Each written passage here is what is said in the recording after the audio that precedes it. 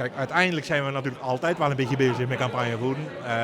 Maar ik zal eerlijk zijn, we zullen een huis-aan-huis folder verspreiden bijvoorbeeld. Die is nog niet gedrukt op dit moment. Het lijkt misschien nog wat vroeg, maar in de gemeente Sluis is donderdagavond de campagneperiode voor de gemeenteraadsverkiezingen van start gegaan. De avond in het Ledeltheater stond volledig in het teken van politiek. Het begon met wat vermaak door een optreden van cabaretier Michael Harte, maar daarna gingen de lijsttrekkers van de 9 partijen met elkaar in debat. En ook voor de lijsttrekkers was dat wat aan de vroege kant. 7 weken voor de verkiezing vind ik inderdaad ook wel heel vroeg. Maar oké, beschouw het dan als een soort van een aftrap richting de verkiezingen. Ik vond het vandaag, de stelling vond ik echt niet echt sterk. Dat vond ik wel jammer. Maar goed, die was niet aan mij om dat te regelen. En in de zaal, mag ik ook wel even gezegd, als ik de zaal bekijk van mensen, dat is weinig mensen die niet aan een politieke partij zijn gelegeerd. Ik denk dat er weinig te halen was. Maar goed. Wij zijn er op zich niet vroeg bij, want wij hebben ook geen stand. Onze verkiezingsprogramma is nog niet bekend. De lijst is nog niet bekend. Die wordt pas 2 februari bekendgemaakt. Dus wij vonden dit ook heel erg vroeg. Ja, de kiezer die beslist pas de laatste 2 weken. Wat dat betreft is het een beetje vroeg. Maar ja, voor ons is dat niet erg. Dan kunnen we een beetje warm draaien. Dan komen er nog meer. Dat warmdraaien deden ze tijdens dit debat met stellingen. Daar konden de partijen voor of tegen stemmen. De stellingen zijn gebaseerd op belangrijke thema's die op dit moment spelen in de gemeente Sluis. Uiteraard zijn die dan ook weer terug te vinden in de verkiezingsprogramma's als speerpunten. Voor ons, terug wel naar de kern. Eigen inwoners toch wel echt op nummer 1 zetten, daarvoor bijbouwen, maar ook je erfgoed koesteren. De belangrijkste speerpunten is natuurlijk het open landschap bewaren, voedselveiligheid, goede bereikbaarheid van alle voorzieningen en natuurlijk ook bouwen. Nou, wat voor GroenLinks niet alleen de komende tijd, maar altijd heel erg belangrijk is natuurlijk, dat is het onderwerp vergroening en verduurzaming.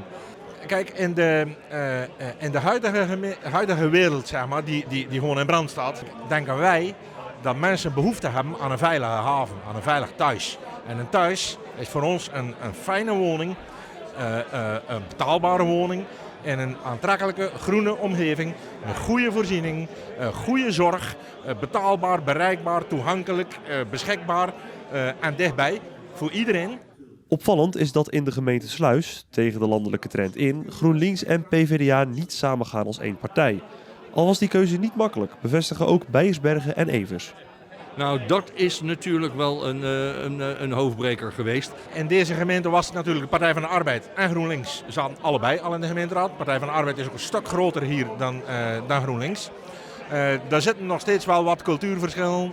We praten overigens heel vaak met GroenLinks, komen ook vaak genoeg samen. Maar goed, het was met name GroenLinks die de keus heeft gemaakt om nu nog niet samen te willen gaan. Weet je wat het hem is? De Partij van de Arbeid is een prachtige partij op het sociaal-maatschappelijke gebied. Maar wij leggen toch, juist daarom misschien wel, toch meer het nadeel op. Ga nou die kant op van vergroening en verduurzaming. Dat is in deze gemeente zo verwaarloosd. Ik kan er me wel in vinden. Het is ook niet dat ik per se een hele grote voorstander ben van GroenLinks, van de samenwerking met GroenLinks. Aan de andere kant, op de congressen is het besluit genomen dat we één partij worden. Dus dat gaat gebeuren. Dus dan zou ik zeggen, ja, dan moet je er ook niet meer over zeuren en dan moet je gewoon samen gaan. Maar De BBB doet in Sluis voor het eerst mee. Het is de enige gemeente in Zeeuws-Vlaanderen waar deze partij actief is.